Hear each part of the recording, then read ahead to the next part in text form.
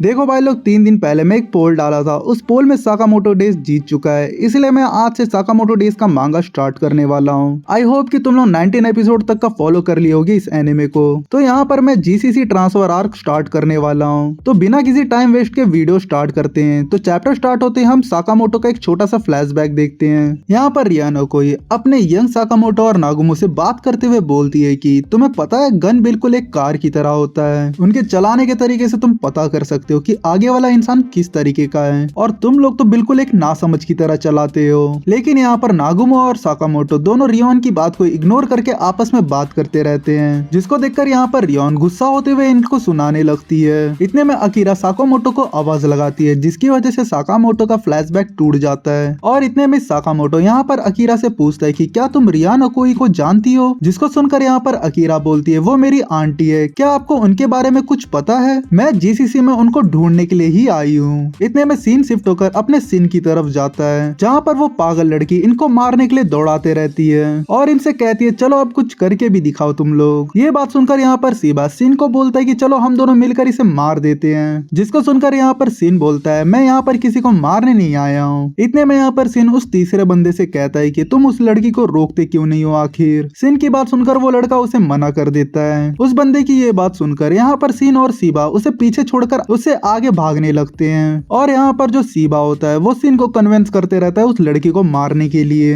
जिसको सुनकर यहाँ पर सीन बोलता है तुम खुद क्यों नहीं कर लेती ये काम। इतने में वो तीसरा बंदा इनको आवाज लगा के रुकने को कहता है, लेकिन इतने में जो नावी होती है वो इनके ऊपर फायर कर देती है, जिसकी वजह से ये लोग सीधा नदी पे गिरते हैं। और इतने में वो तीसरा बंदा काजी इनको बचा लेता है। और इतने में यहाँ पर सीन काजी से पूछता है कि वो लड़की इतनी बड़ी साकामोटो की फैन क्यों है आखिर। ये बात सुनकर वो लड़की सीन को कहती है अच्छा तुम्हें ये बात जाननी है। और यहाँ पर वो लड़की बोलने लगती है साकामोटो मेरे लिए एक भगवान की तरह है। जब मैं पहली बार मैं अपने आइडल से मिली थी तब मुझे लगा था कि कहीं मेरा दिल रुक न जाए। मैं उनकी स्टाइल देखकर तो उनपे फिदा ही हो गई थी। वो मेरे लिए बिल्कुल अलग ही स्पीसीज थे, इसलिए जब मैं छोटी थी तब मैं उनके हिसाब के गाने सुना करती थी और मैंने उनके लिए अपने बाल भी कलर करवा लिए थे और मैं मेकअप भी करना स्टार्ट कर दी थी। और साथ ही में मैं उनके जैसे डॉल भी रखती थी ताकि मैं उनसे फ्यूचर में मिल सकूं। इसीलिए मैंने कन्वर्सेशन स्किल भी अपनी डेवलप कर ली थी और उनकी वजह से मेरी दुनिया जो है वो बेहतर हो चुकी है पहले से।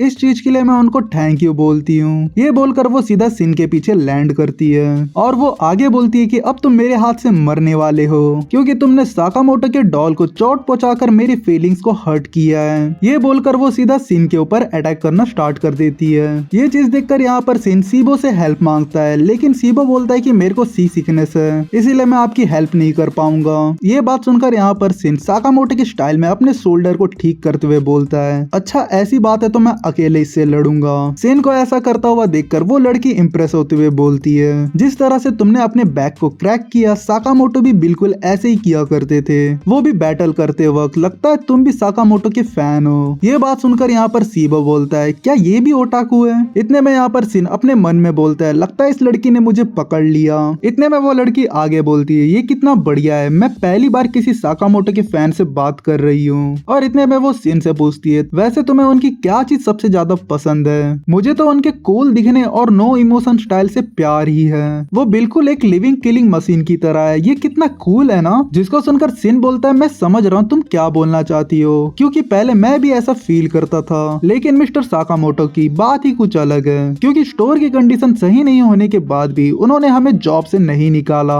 क्योंकि ये उनके केयर करने का तरीका है। सिन की बात सुनकर वो लड़की बोलती है आखिर तुम क्या बोलने की कोशिश कर रहे हो। इतने में सिन आगे बोलता है कि सभी लोग कहते हैं कि वो सबसे स्ट्रॉन्गेस्ट असैसिन है, उनके जैसा कोई नहीं है और वो कितने इनक्रेडिबल है, लेकिन जब भी उन पे मुसीबत आएगी तब उन्हें कंधा देने के लिए कोई नहीं है। इसीलिए मैं नहीं चाहता हूँ कि मैं उनसे पीछे रहूं, मैं चाहता हूँ कि मैं उनसे कंधे से कंधा मिलाकर उनके पार्टनर की तरह खड़ा रहूं उनके साथ। सिन की ये बात सुनकर वो लड़की टोटली गुस्सा होने लगती है और बोलती है कि तुम ऐसे बात क्यों कर रहे हो जैसे कि तुम्हें मेरे आइडल के बारे में मेरे से ज्यादा पता है। इतने में वो लड़की साकामोटो को एक भगवान की तरह याद करते हुए बोलती है आपकी वजह से मैं एक न्यू इमोशन को फील कर पा रही हूँ क्योंकि सीरियसली अब तुम मेरे हाथ से मरने वाले हो। ये बोलकर वो सीधा सिन के ऊपर अटैक कर देती है और वो सिन को कहती है तुम मेरे और साकामोटो के रास्ते में हो, तुमको उनका पार्टनर बनना था ना, रुको मैं तुम्हें उनका पार्टनर बनाती हूँ अभी। और इसी के साथ ये चैप्टर यहीं पर एंड होता है। भाई लोग इसका रिस्पॉन्स देख के मैं नेक्स्ट वीडियो थोड़ा लॉन्ग बना बनाने की कोशिश करूंगा। अभी के लिए मैं एक सिंगल चैप्टर कवर कर रहा हूँ बस इस वीडियो में। यहाँ तक वीडियो देखने के लिए थैंक यू। तो चलो मिलते हैं नेक्स्ट वीडियो पे।